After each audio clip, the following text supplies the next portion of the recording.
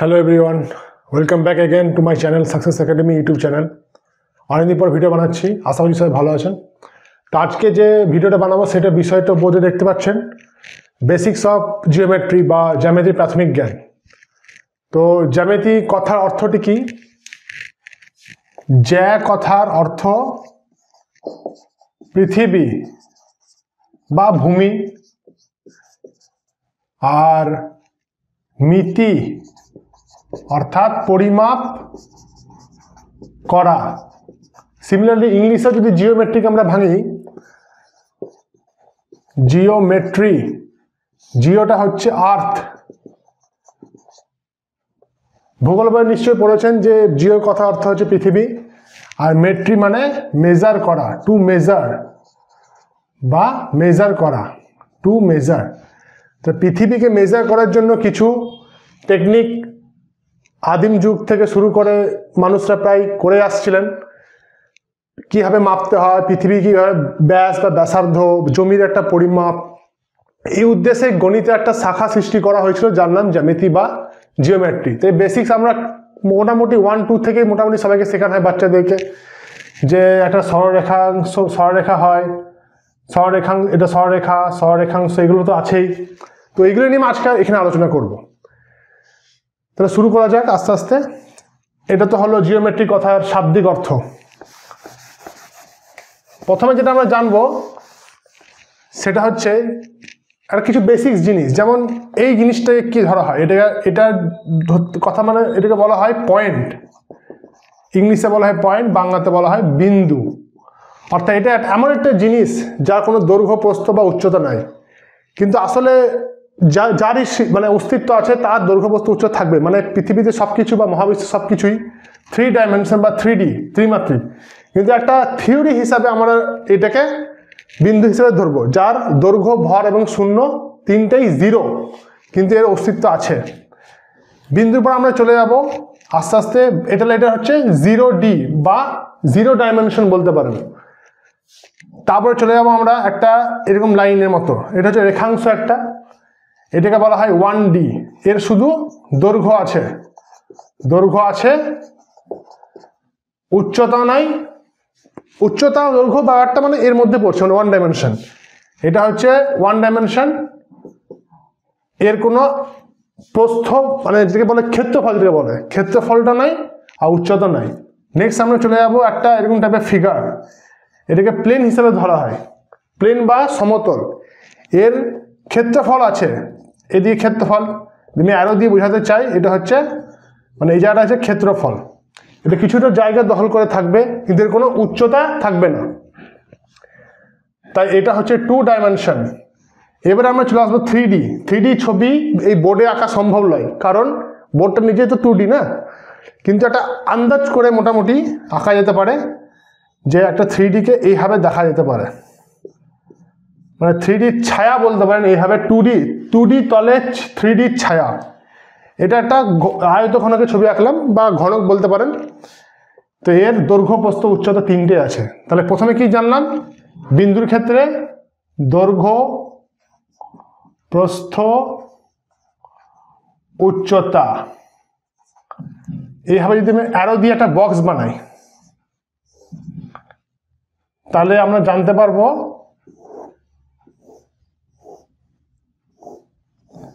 যে এই পয়েন্টের দৈর্ঘ্য নাই, প্রস্থ নাই, উচ্চতা নাই। 1Dর কেবল দৈর্ঘ্য আছে, প্রস্থ নাই, উচ্চতা নাই। মানে প্রস্থ দৈর্ঘ্য ব্যাপারটা, প্রস্থ মানে চওড়াটা, এর দৈর্ঘ্য আছে, প্রস্থ আছে, উচ্চতা নাই। এর দৈর্ঘ্য, প্রস্থ, উচ্চতা তিনটে আছে। এই হচ্ছে একদম বেসিক জিনিস, ক্লাস 4-5-এ বাচ্চাদেরকে শেখানো হয়। তাহলে এরপরে নেক্সট চলে যাচ্ছি।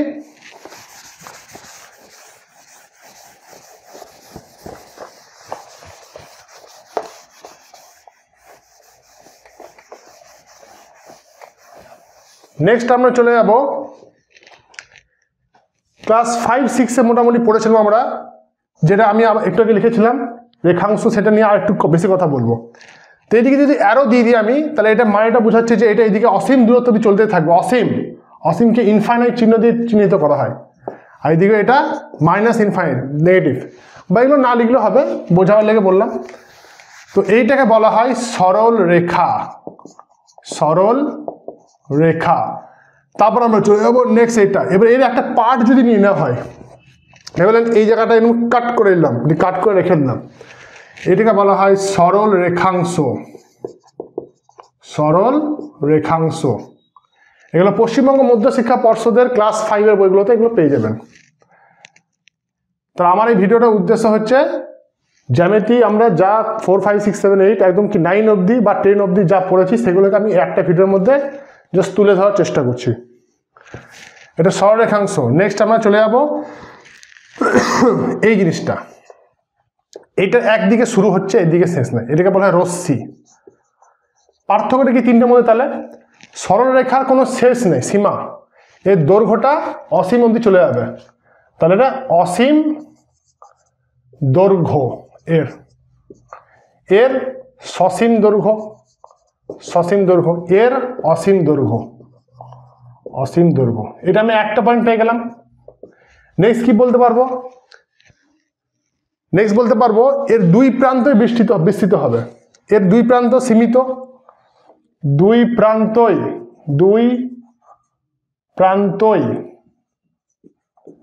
বিস্তৃত, এর দুই প্রান্তই সীমিত, মানে স্টপ হয়ে গেল এখানে। আর এইটার কেবল এক প্রান্ত বিস্তৃত, আর এক প্রান্ত থেকে শুরু হচ্ছে। একটা উদাহরণ, রশ্মির প্রাকৃতিক উদাহরণ, সূর্য রশ্মি। সূর্যের আলো এখান থেকে কি হয়, ছড়িয়ে যায়, অনেক দূর যায়। কত দূর যায়? থিওরিটিক্যালি ইনফাইনাইট অবধি যায়, ইনফাইনাইট অবধি যায় না, মোটামুটি অনেকটাই। জানেন তো সৌরজগৎ কতটা বড়, প্রায় একটা সৌরজগতের ব্যাস প্রায় অলমোস্ট 1 আলোকবর্ষ, তো অত দূর অবধি যায় প্রায়। আমাদের পৃথিবীতে তো আসছেই। বা একটা বাল্ব জ্বলছে বা একটা মোমবাতি জ্বলছে, সেখান থেকে রশ্মিটা সৃষ্টি হচ্ছে, ছড়িয়ে যাচ্ছে।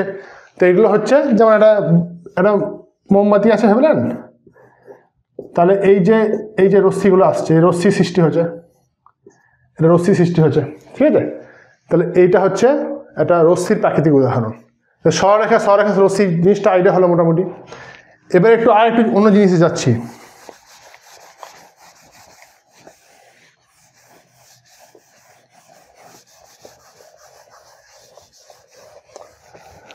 এবার আমরা চলে যাবো মোটামুটি 6, 7 লেভেলে একটু চলে যাচ্ছি এই জিনিসটা সম্পর্কে।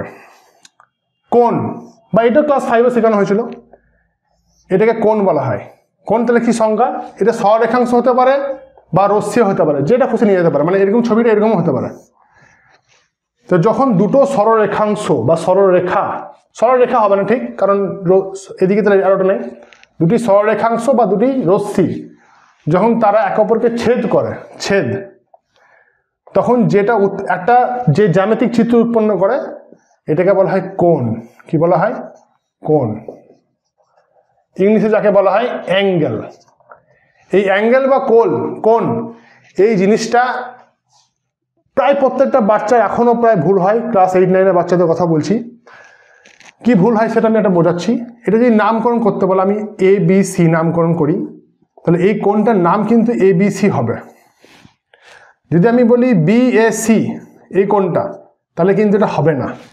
নিয়ম হচ্ছে মাঝখানে যে বিন্দুটা থাকে, যেটা টাচ করছে, এটাকে বলা হয় শীর্ষবিন্দু। ইংলিশে যাকে ভার্টেক্স বলা হয়, আর এগুলোকে বলা হয় বাহু, যাকে ইংলিশে বলা হয় আর্ম বলা হয়। এটা আর্ম বটে, এটা আরেকটা আর্ম বটে, এটা আর্ম বা বাহু, আর এটা হচ্ছে ভার্টেক্স। প্লুরাল ফর্ম হচ্ছে ভার্টিসেস, অনেকগুলো যদি থাকে ভার্টিসেস বলা হবে। তো এর নামটা বি অথবা ক্যাপিটাল বি দিয়ে লেখা হয়, সিঙ্গেল।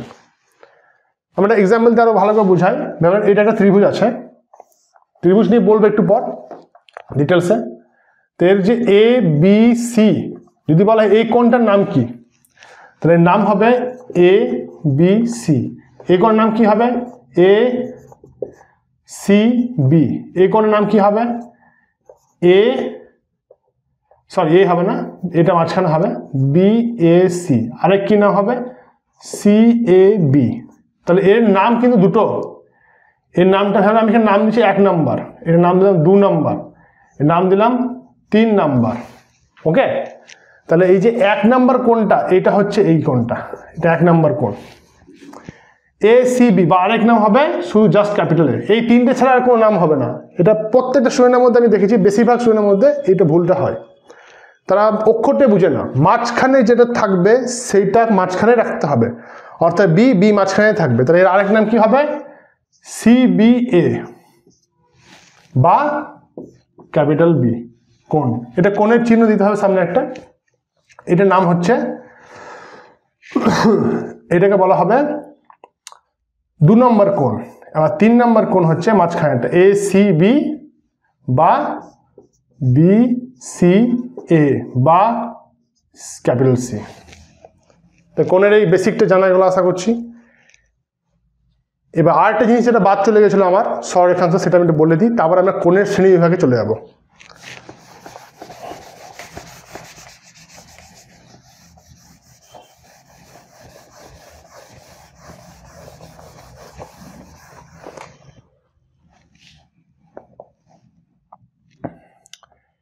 সমতলে যখন দুটো সরলরেখা থাকবে, সরলরেখাংশের কথা হচ্ছে না, তখন সেটা দুটো উপায় থাকতে পারে। একটা হচ্ছে এইভাবে থাকবে বা একটা হচ্ছে এইভাবে থাকবে। এই দুটো জিনিসকে বলা হবে সমান্তরাল সরলরেখা। কি বলা হবে? সমান্তরাল সরল রেখা। রেখাংশ নয় কিন্তু, এগুলো রেখা, কারণ দুদিকে অ্যারো আছে। চিহ্নটা হবে এরকম করে, এটা মানে হচ্ছে এরা সমান্তরাল, আর এরা হচ্ছে পরস্পর ছেদী। পরস্পর ছেদী সরল রেখা। কেন? কারণ এরা পরস্পরকে ছেদ করছে। এবার আমরা মনে করি কোথায় ছেদ করছে দেখতে তো পাচ্ছি না।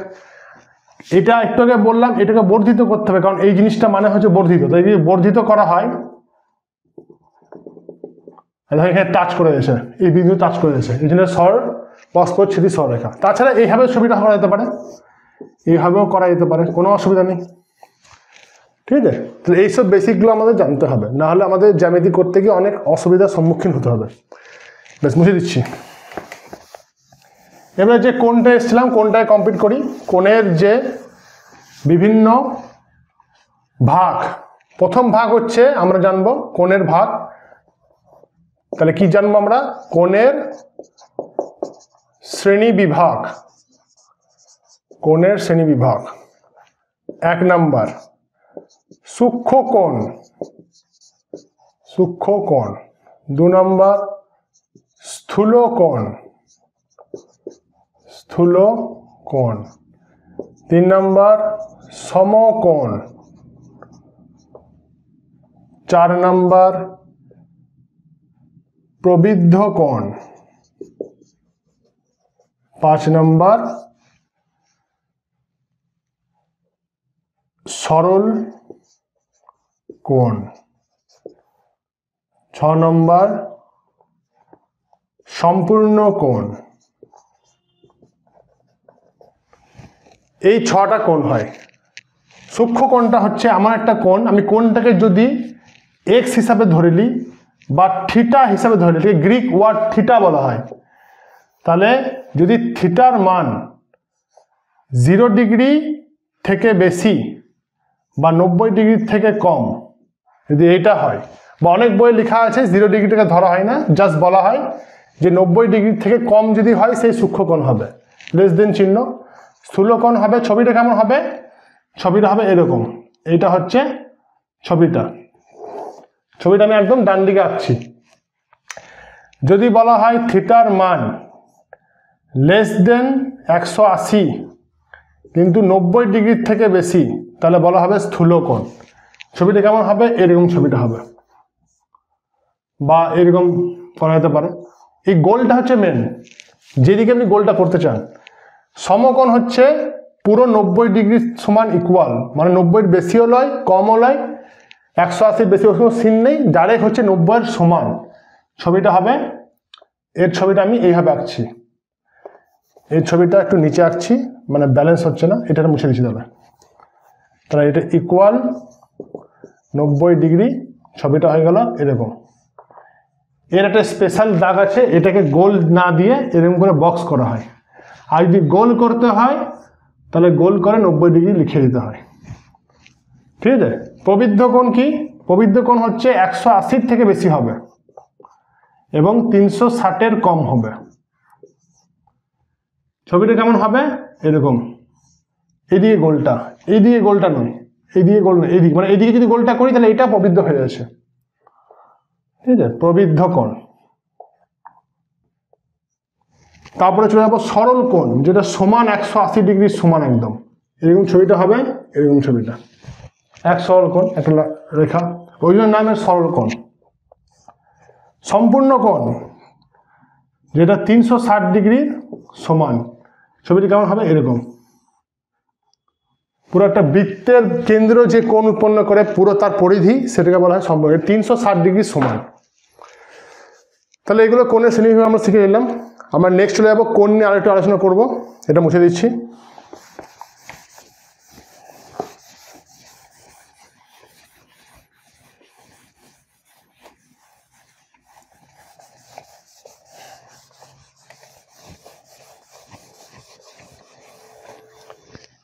এবার আমরা আলোচনা করব সেটা হচ্ছে এই জিনিসটা সম্পর্কে।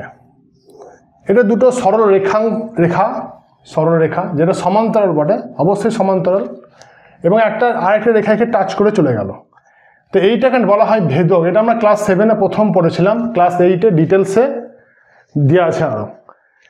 তো এই দুটি সরলরেখা যদি সমান্তরাল হয়, যেমন আরেকটা সরলরেখা যদি এইদিকে ভেদ করে, তাহলে সংজ্ঞাটা কি হবে? একটা সরলরেখা যদি 2 বা 2-এর বেশি, মানে আরেকটা জানা যেত, সরলরেখাকে ভেদ করে তাকে ভেদক বা ছেদক বলা হয়। ছেদক বলা হয়। এইটা করলে কিছু কোণ উৎপন্ন হয়। অ্যাকচুয়ালি এইভাবে করলেও উৎপন্ন হয়, এটা পরস্পরচ্ছেদী উৎপন্ন হচ্ছে। পার্থক্যটা হচ্ছে এইখানে কিছু শর্ত পালন হবে না, যেটা এখানে হবে। এখানে কি পালন হবে? এই যে কোণটা হলো, এই দুটো কোণকে বলা হয় অনুরূপ কোণ। অনুরূপ কোণ। আমি আলাদা করে লিখছি, আমি কোণগুলোকে লিখে দিই। এটাকে বলে 1 নাম্বার দেবো, এটা 1 নাম্বার দেবো। এটাকে একটা দাম দেবো 2 নাম্বার, তো এটাকে 2 নাম্বার দেবো। এটাকে দেবো 3 নাম্বার, তো এটাকেও 3 নাম্বার দেবো। এটাকে দেবো 4 নাম্বার, তো এটাকেও 4 নাম্বার দেবো। বাস, এই কটা কোণ উৎপন্ন হবে। এদের সম্পর্কটা বোঝার চেষ্টা করি, বা এদের নাম্বার যদি আলাদা করি 1 2 3 4, তাহলে নাম্বার আমাকে পাল্টাতে হবে। তাহলে নাম্বারটা একটু দিয়ে দিই অন্যরকম, 5 দিয়ে দিই, এটা 6, এটা 7, এটা 8। তাহলে এই 1 আর 5 যেটা আছে এদিকে লিখছে একদম। এই যে 1 ও 5 যে কোণটা আছে, 1 আর 5, সেটা হচ্ছে অনুরূপ কোণ। অনুরূপ কোণ। আর কে অনুরূপ কোণ হবে? 4 8 হবে। 4 ও 8, 2 ও 6, 3 ও 7, 3 ও 7। তাহলে এই সবগুলো কি হবে? অনুরূপ কোণ। এদের বৈশিষ্ট্য কি?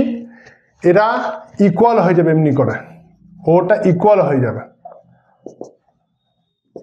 কখন ইকুয়াল হবে? যদি সমান্তরাল হয়। এই ক্ষেত্রে হবে না, দেখে বোঝা যাচ্ছে এটা একটু ইকুয়াল লাগছে, এটাকে মনে হচ্ছে একটা সূক্ষ্ম কোণ, এটাকে মনে হচ্ছে স্থূল কোণ, নাই, কিন্তু এটা ইকুয়াল লাগছে। অর্থাৎ যদি পরস্পরচ্ছেদী হয় তাহলে কিন্তু সমান হবে না, আর যদি এরকম টাইপের হয় সমান্তরাল, তাহলে এটা সমান হবে। তাহলে এই ক্ষেত্রে একটা প্রযোজ্য না, যেটা আমি বললাম। অনুরূপ কোণ হলো। এবারে জানবো একান্তর কোণ। এই যে 4 আর 6টা আছে, দেখুন এটা একটা সেট হয়ে গেল। 4 ও 6 আছে, 4-এর সঙ্গে 6, এটা হচ্ছে একান্তর কোণ। একান্তর কোণ। 3 আর 5 আছে, এটা হচ্ছে একান্তর কোণ। 3 আর 5, 4 আর 6, বাস এই দুটো, এরাও ইকুয়াল হয়ে যাবে যদি এটা সমান্তরাল হয়। এই ক্ষেত্রে আবার হবে না। ক্লিয়ার? তাহলে অনুরূপ কোণ শিখলাম, একান্তর কোণ শিখলাম। এবারে চলে যাব আরেক ধরনের কোণ, যাকে বলা হয় বিপ্রতীপ কোণ। এটা একটা সেট হয়ে গেল। বিপ্রতীপ বলতে বিপ্রতীপের সঙ্গে সমান্তরাল সম্পর্ক নেই। যদি এরকম দুটো সরলরেখা পরস্পরকে ছেদ করে, তাহলে এইটা দুটো সমান হবে, আবার এই দুটো সমান হবে। আমি সমানের চিহ্ন দিয়ে দিচ্ছি, একটা দাগ, দুটো দাগ, এই দাগটার সঙ্গে দাগ, এই দাগটার সঙ্গে দাগ। ঠিক আছে, এটা একটা প্রুফ আছে ক্লাস 8-এ বইয়ে, প্রথম থিওরেম, এটা প্রথম উপপাদ্য পশ্চিমবঙ্গ মধ্যশিক্ষা পর্ষদে 1 নম্বর উপপাদ্য এটা, যে এই দুটো সমান কেন হয়। তাহলে কি বটে এখানে 1 = 3, 2 = 4, আবার 1 3 2 4 6 8 আর 5 7, এই সবগুলো ইকুয়াল, এই সবগুলোকে বলা হয় একান্তর কোণ। আর এটার সঙ্গে সমান্তরাল সম্পর্ক নেই, অর্থাৎ এখানেও সমান হবে, এখানেও একান্ত নেই, এটা হচ্ছে বিপ্রতীপ কোণ। এগুলো হচ্ছে বিপ্রতীপ কোণ, যাকে ইংলিশে ভার্টিক্যালি অপোজিট অ্যাঙ্গেল বলা হয়। তাহলে এটা হচ্ছে বিপ্রতীপ কোণ। বিপ্রতীপ কোণের ক্ষেত্রে এখানে সমান হবে, এটার সঙ্গে এটা সমান হবে, এটার সঙ্গে এটা সমান হবে, এটার সঙ্গে এটা সমান হবে।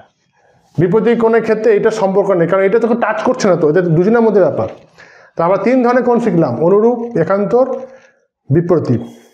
আরেক ধরনের কোণ, আর 2 ধরনের আছে।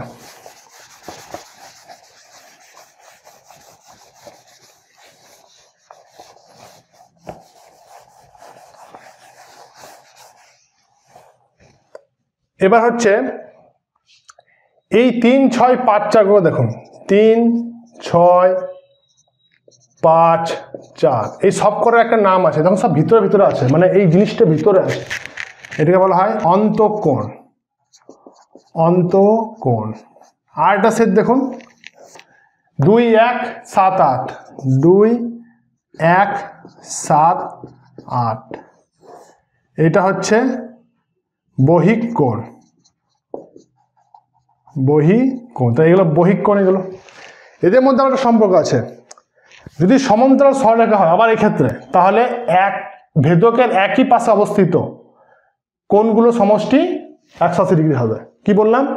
সমান্তরাল সরলরেখাকে কোন একটা ছেদ করলে ভেদকের একই পাশে অবস্থিত দুটি অন্তঃকোণের সমষ্টি 180 ডিগ্রি হবে। অর্থাৎ 3 + 6 = 180, তারপরে 4 + 5 = 180। ঠিক আছে। আর একটা জিনিস, সেটা তো না বললেই নয়, 1 + 2 ও 180 হবে। ওটা কি জন্য? ওটা এই বেসিক্স থেকে, যে কোনো একটা সরলরেখাংশকে বা সরলরেখাকে যদি আরেকটা সরলরেখা ছেদ করে, তাহলে যে দুটি সন্নিহিত কোণ উৎপন্ন হয়, এগুলোকে বলা হয় সন্নিহিত কোণ। এই দুটো কোণের নাম সন্নিহিত কোণ। তো এদের সমষ্টি কি হয়? সর্বদা 180 হয়, সব সর্বদাই। উল্টো করে বলা যেতে পারে, দুটি সন্নিহিত কোণের সমষ্টি 180 হলে তাদের যে কোণ বাহু দুটি কমন লয়, এটা কমন বাহু, সেই বাহু দুটো একই সরলরেখায় অবস্থান করবে। এগুলো সব আছে বেসিক্সে, আমি ডিটেলসে যাচ্ছি না, একটা ভিডিওর মধ্যে সব বলা সম্ভব নয়। এবার আমরা চলে যাবো ত্রিভুজ।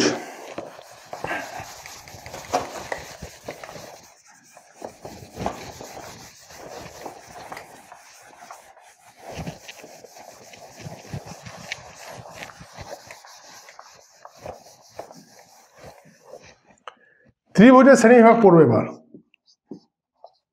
ত্রিভুজের শ্রেণী বিভাগ, ক্লাসিফিকেশন অফ ট্রায়াঙ্গেলস। ট্রায়াঙ্গেলসকে ভাগ করা হয় 7 ভাগে টোটাল। বাহুভেদে 3 প্রকার। কত প্রকার? 3 প্রকার। 1 নম্বর, প্রথম হচ্ছে সমবাহু ত্রিভুজ। সমবাহু ত্রিভুজ। 2 নম্বর সমদ্বিবাহু। 3 নম্বর বিষমবাহু ত্রিভুজ। প্রত্যেকটা ছবি এঁকে দিই। সমবাহুর ছবিটা হবে 3টে বাহুই সমান, 3টে বাহু, চিহ্নটা এই হবে, 3টে বাহুই সমান। সমদ্বিবাহু মানে কি? 2টি বাহু সমান, এই দুটো বাহু সমান, এটা অসমান নয়। আমি জিনিসটা দেখে আঁকলাম, সোজা করার জায়গা নেই বলে জিনিসটাকে এইভাবে আঁকা হবে, যে কোনো দিকে আঁকা হবে, মানে দুটো বাহু সমান হবে, একটা বাহু অসমান হবে। নাম শুনে বোঝা যাচ্ছে সমদ্বিবাহু মানে 2টি বাহু সমান। বিষম বাহু মানে কোনো বাহুই সমান নয়। বিষম বাহু ছবিটা ভালো করে আঁকি, এরকম টাইপের। তাহলে এই তিনটে দেখুন অসমান বটে, তাহলে এটা হচ্ছে বিষমবাহু ত্রিভুজ। এবারে জানবো কোণ ভেদে। কোণ ভেদেও তিন প্রকার। এক নাম্বার সূক্ষ্মকোণী, দু নম্বর স্থূলকোণী, তিন নম্বর সমকোণী ত্রিভুজ। ত্রিভুজগুলো লিখে দিচ্ছি। কেমন ছবি হবে এই ছবিগুলো মুছে দিই, এটা হয়ে গেল। যেহেতু সূক্ষ্মকোণীর ছবি কেমন হবে, ছবি ওইরকম টাইপেরই হবে, নর্মাল, দেখে মনে হচ্ছে সমবাহু কিন্তু সমবাহু নয়। স্থূলকোণীর ছবি কেমন হবে, এরকম টাইপের হবে। এই তিনটে হচ্ছে সূক্ষ্মকোণ। তাহলে কি সংজ্ঞা, সূক্ষ্মকোণীর ক্ষেত্রে এমন একটা ত্রিভুজ হতে হবে যার তিনটে কোণই সূক্ষ্মকোণ হতে হবে, অর্থাৎ 90 ডিগ্রি কম। স্থূলকোণীর ক্ষেত্রে যে কোনো একটা কোণ যদি স্থূলকোণ হয়, মানে যেটা এই কোণটা স্থূলকোণ 90 ডিগ্রি বেশি, বাকি দুটো সূক্ষ্মকোণ হতে বাধ্য, কারণ ত্রিভুজের তিনটে কোণের সমষ্টি 180 ডিগ্রি বেশি হবে না, কমও হবে না, সমান হতে হবে। সমকোণী ত্রিভুজের ক্ষেত্রে ছবিটা এরকম হবে, এরকম, ঠিক আছে। আরেক ধরনের ত্রিভুজ হয় যেটা এর মধ্যে পড়ছে না, দুটো মিক্স করা হয়, যেটার নাম হচ্ছে সমকোণী, সমদ্বিবাহু ত্রিভুজ। এর নাম হচ্ছে, এটা হচ্ছে কম্পোজিট ত্রিভুজ, মানে মিশ্রণ। এই দুটোতে ছবি কেমন হবে, ছবি হবে এরকম, অর্থাৎ এই দুটো বাহু সমান আর এটা হচ্ছে এটা সমকোণ। তাহলে সংজ্ঞাটা কি হবে, যে সমদ্বিবাহু ত্রিভুজের দুটি সমান বাহুর মধ্যবর্তী কোণ 90 ডিগ্রি তাকে সমকোণী সমদ্বিবাহু ত্রিভুজ বলে। বা আরেক ভাষায় বলা যেতে পারে সমকোণী ত্রিভুজের সমকোণ সংলগ্ন দুটি বাহুর যদি দৈর্ঘ্যে সমান হয় তাহলে বলা হবে ত্রিভুজটি সমকোণী সমদ্বিবাহু ত্রিভুজ। ত্রিভুজটা একটা আইডিয়া হলো, মুছে দিচ্ছি।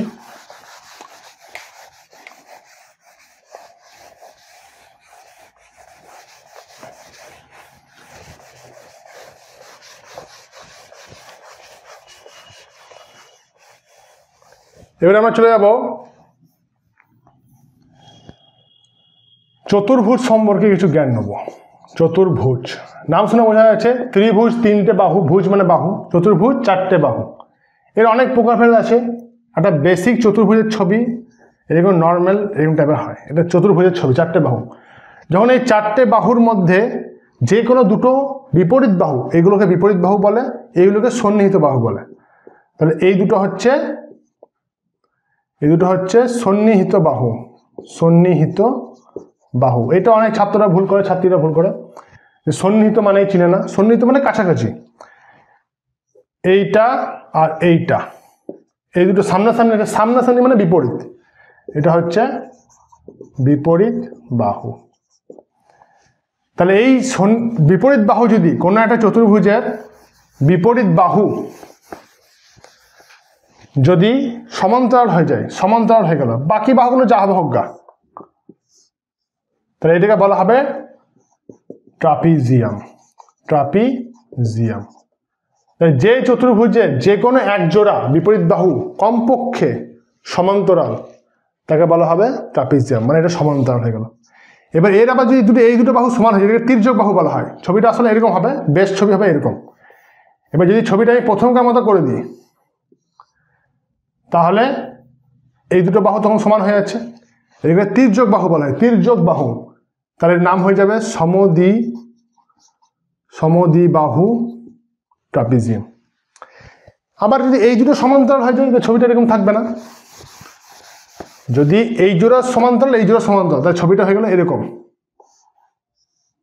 এটা সমান্তরাল আবার এইটাও সমান্তরাল, এটাকে বলা হবে সামান্তরিক। সামান্তরিক।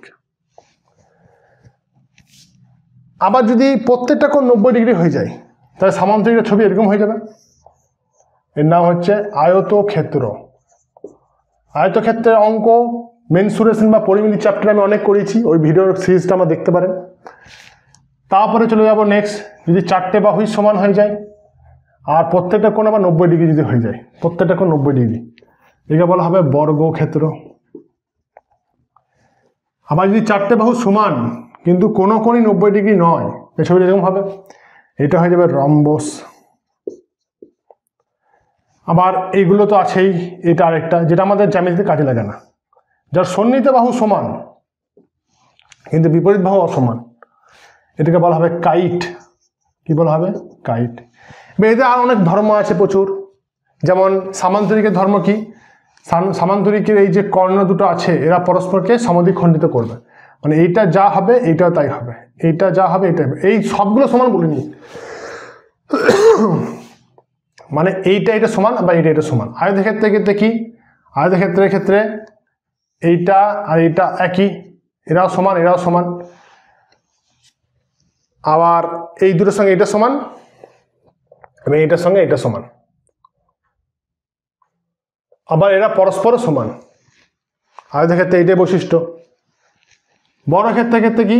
বড় ক্ষেত্রে সমান, একই কেস, কিন্তু আর একটা স্পেশালিটি কি আছে? এরা পরস্পরকে লম্বভাবে সমদ্বিখণ্ডিত করে, এরা কিন্তু লম্বভাবে নয়। রম্বসের ক্ষেত্রেও সমান, রম্বসের ক্ষেত্রে এইটার সঙ্গে এটা সমান, এটার সঙ্গে আবার এটা সমান, আবার এটা চারজনের সমান নয়, কিন্তু আবার একে অপরকে 90 ডিগ্রি করে। এগুলো বৈশিষ্ট্যগুলো পড়তে হবে, বইটাতে বহুত ভালো করে দেওয়া আছে, পড়ে নেবেন। আমি যতটা সম্ভব স্পিডে পড়ানোর চেষ্টা করছি একটা ভিডিওর মধ্যে। নেক্সট আমরা চলে যাব, এরা আরও আছে চতুর্ভুজের পর পঞ্চভুজ, ষষ্ঠ ষড়ভুজ, ওগুলো আমাদের সিলেবাসে নেই। পঞ্চভুজ আছে এরকম টাইপে দেখতে, পঞ্চভুজ আবার সুষম বিষম আছে। সুষম ভুজ মানে প্রত্যেকটা বাহু সমান, তার লেগে একটা বহুভুজের কোণের ফর্মুলা আছে, ঠিক আছে? বহুভুজের যদি একটা অন্তঃকোণ ধরা হয়, যে কোণগুলো আছে এই কোণগুলো সমষ্টি আমি জানবো কী করে? এর ফর্মুলা হচ্ছে বহুভুজের অন্তঃকোণ, এগুলো অন্তঃকোণ। আর বহিঃকোণ তো অনেকে ভাববে এটা বহিঃকোণ নয়, বহিঃকোণ হচ্ছে যে কোনো একটা বাহুকে বর্ধিত করতে হবে, এই কোণটা, এটাকে বলে বহিঃকোণ, মনে থাকবে? এটাকে বহিঃকোণ বলে, এটাকে বলা হয় অন্তঃকোণ। তো বহুভুজের অন্তঃকোণ গুলির সমষ্টি কত হয়? 2 × n-2 × 90 ডিগ্রি। তাহলে পঞ্চভুজের ক্ষেত্রে কি হবে? n মানে হচ্ছে বাহু সংখ্যা, n মানে বাহু সংখ্যা, তাহলে কত হবে এটা? n এর জায়গায় আমি 5 বসে দেবো, 5টা বাহু আছে, 2 × 5 - 2 × 90 ডিগ্রি, 2 × 3 90, 3 2 6 9 54, 540 ডিগ্রি, যোগফল 45 হচ্ছে। আমি যদি ত্রিভুজের ক্ষেত্রে বার করতাম, ছবিটা কেমন? ত্রিভুজের ক্ষেত্রে একটু কি বললাম? আমরা সবাই জানি ত্রিভুজে 3টে করে সমষ্টি 180, প্রমাণ করে দেখি। ত্রিভুজে 3টে কোণের সমষ্টি 180, তো n এর জায়গায় আমি 3 লিখতাম, 3 - 2 1 হয়, 2 1 2 2 9 18, 180 ডিগ্রি হলো, প্রমাণ হয়ে গেল। চতুর্ভুজের ক্ষেত্রে 360 ডিগ্রি, যদি আমি চতুর্ভুজ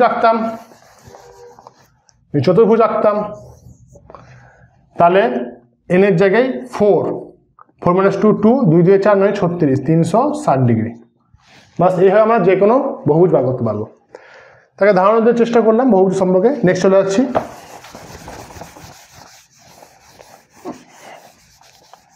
নেক্সট আমরা যেটা পড়বো সেটা হচ্ছে বৃত্ত সম্পর্কে।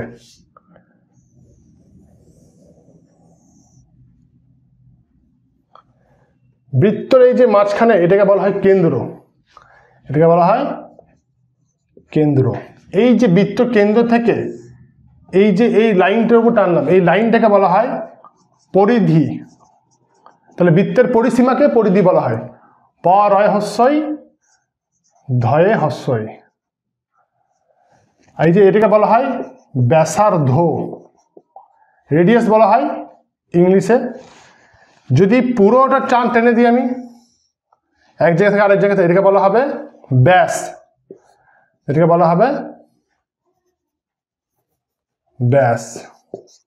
ব্যাস হচ্ছে পুরোটা। আবার কিছু কিছু লাইন আছে কেন্দ্র দিয়ে যাবে না, সেটাকে বলা হয় জ্যা, এটাকে জ্যা বলা হয়, জ্যামিতির জ্যা এখানে পেয়ে গেলাম আমরা। এবার এই জ্যাটা সব থেকে বড় হয় এখানে, সব থেকে ছোট হয় অন্যদিকে। সব থেকে যে বড় জ্যাটা সেটা তো আসলে ব্যাস। তাহলে ব্যাস হচ্ছে বৃত্তের বৃহত্তম জ্যা। আবার এই ব্যাসটা দেখুন ব্যাসার্ধের ডবল, তাহলে ব্যাসার্ধ সমান আমি বলতে পারি ব্যাস ভাজিত 2, তো ব্যাসকে 2 দিয়ে ভাগ করলে ব্যাসার্ধ পাবো, বা ব্যাসার্ধকে 2 দিয়ে গুণ করলে, ব্যাসার্ধকে 2 দিয়ে গুণ করলে আমি ব্যাস পাবো। ক্লিয়ার? এই যে একটা পার্ট, হালকা পার্ট এলাম আমি এখানে, হালকা পার্ট, এটাকে বলা হয় বৃত্তচাপ। বৃত্তচাপ 2 প্রকার, অধিবৃত্ত, উপবৃত্ত। মানে উপচাপ, উপবৃত্ত জিনিসটা আবার আলাদা, ওটা ক্লাস 11-12, ওটা সিলেবাস আমরা পড়াবো না, এটা যেহেতু মাধ্যমিক সিলেবাসে পড়ছিল। তো বৃত্তচাপ এই জায়গাটা হচ্ছে তাহলে উপচাপ, আর এই যে পুরো বাকি পোর্শনটা এটাকে বলা হয় অধিচাপ। ঠিক আছে, ক্লিয়ার হলো মোটামুটি? এবার এই দুটো ব্যাস আছে, ব্যাসার্ধ আছে, তাহলে এখানে একটা জায়গা হলো না, এই জায়গাটা হয়ে গেল না, একটা পিৎজার মতো জায়গা হয়ে গেল, এটাকে বলা হয় বৃত্তকলা। বৃত্তকলা, বৃত্তকলা কাকে বলবো? দুটি ব্যাসার্ধ ও একটি চাপ, অধিচাপ বা বৃত্তচাপ বা উপচাপ নিয়ে তৈরি সীমাবদ্ধ ক্ষেত্রফলকে বৃত্তকলা বলে। এবার দুটো পার্ট, উপবৃত্তকলা, অধিবৃত্তকলা। এই বাকিটা এটা হচ্ছে অধিবৃত্তকলা। অধিবৃত্তকলা ছবি আছে ভালো করে একটু, এই যে ছবিটা, এটা হচ্ছে অধিবৃত্ত, অধিবৃত্তকলা। শুধু অধিবৃত্ত বলা হবে না, অধিবৃত্ত বলা আলাদা জিনিস, অধিবৃত্তকলা। আর এটা হচ্ছে উপবৃত্তকলা, এটা হচ্ছে উপবৃত্তকলা। ক্লিয়ার? চাপ, বৃত্তকলা শিখলাম। বৃত্তাংশ, এবার বৃত্তাংশ এই যে এই জায়গাটা, একটা জ্যা আর একটা পরিধি বা বৃত্তচাপ নিয়ে তৈরি যে অংশকে বলা হয় বৃত্তাংশ। এরও দুটো ভাগ, উপবৃত্তাংশ, অধিবৃত্তাংশ। অধিবৃত্তাংশ মানে বাকিটা পুরোটা, তাহলে অধিবৃত্তাংশ ছবি কেমন হবে? এরকম ছবি হবে অধিবৃত্তাংশ। এটা হচ্ছে অধিবৃত্তাংশ, এটা হচ্ছে উপবৃত্তাংশ। আবার যদি পুরো মাঝখান বরাবর কাটি, তাহলে যে বৃত্তাংশ তাকে বলে অর্ধবৃত্ত। অর্ধবৃত্তের ছবি তাহলে কি হবে? এটা হচ্ছে অর্ধবৃত্তের ছবি। এখানে দাগ দিয়ে দিলাম, আমি অন্য একটা কালার করি তাহলে বোঝা যাবে। এই যে রেড কালারটা করছি,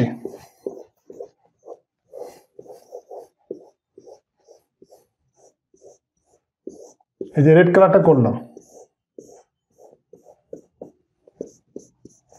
রেড পোর্শনটা, এই যে রেড পোর্শন, এটা কি? এটা একটা বৃত্তাংশ, এটা হচ্ছে অর্ধবৃত্তাংশ বা অর্ধবৃত্ত। জাস্ট এর নাম হবে অর্ধবৃত্ত। আশা করছি আপনারা বোঝা গেল, ক্লিয়ার হলো। নোটস বানাবার জন্য নয় ভিডিওটা, তাই আমি এটা পরিষ্কারভাবে লিখিনি। এটা ভিডিওটা জাস্ট একটা ভিডিওর মাধ্যমে আমরা প্রায় 5 থেকে 10 অবধি মোটামুটি সব আইডিয়া করে নিলাম। জ্যামিতি যাদের মানে জ্যামিতি একটু রিভাইজ করে নিলাম ব্যাপারটা। তাছাড়া জিওমেট্রির এই সিরিজটা চলতে থাকবে, প্রত্যেক আমি মাসে বা যখনই সুযোগ হবে আমার ভিডিও বানানোর চেষ্টা করবো। এরই নেক্সট সিরিজ পড়াবো, কিছু জিওমেট্রিক্যাল প্রবলেমস থাকবে, অঙ্ক থাকবে মধ্যশিক্ষা পর্ষদ বই থেকে, সেগুলো সলভ করার চেষ্টা করব। তাহলে এইগুলোই রইল। আরও কিছু আছে, যেমন এটা মুছে দিচ্ছি,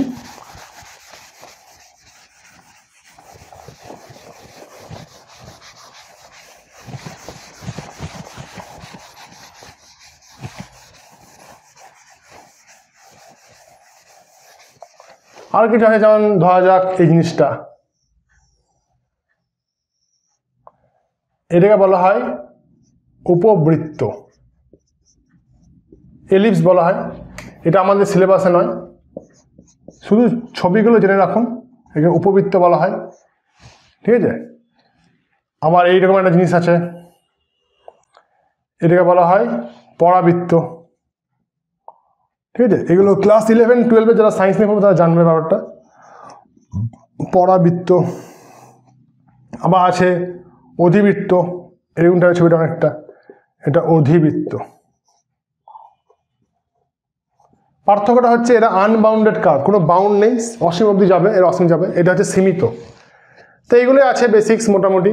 তাছাড়া জ্যামিতি বিভিন্ন মান বার করা, এইটা মান এত হলে কত ডিগ্রি কোণ হবে, কত দৈর্ঘ্য হবে, সেগুলো তো মধ্যশিক্ষা পর্ষদ থেকে আমি আলোচনা করবোই পরবর্তী ভিডিওগুলিতে, যেটা একটু আগে বললাম। তো আজকে এতটাই থাক। আশা করছি ভিডিওটা আপনাদের ভালো লেগেছে। ভালো লেগে থাকলে অবশ্যই শেয়ার করবেন। কিছু প্রবলেম হলে কমেন্টসে জানাবেন। লাইক শেয়ার সাবস্ক্রাইব করুন এবং চ্যানেলটি গ্রো করতে সাহায্য করুন, যাতে এরকম ভিডিও আমি আরও বানাতে পারি। অসংখ্য ধন্যবাদ, থ্যাংক ইউ।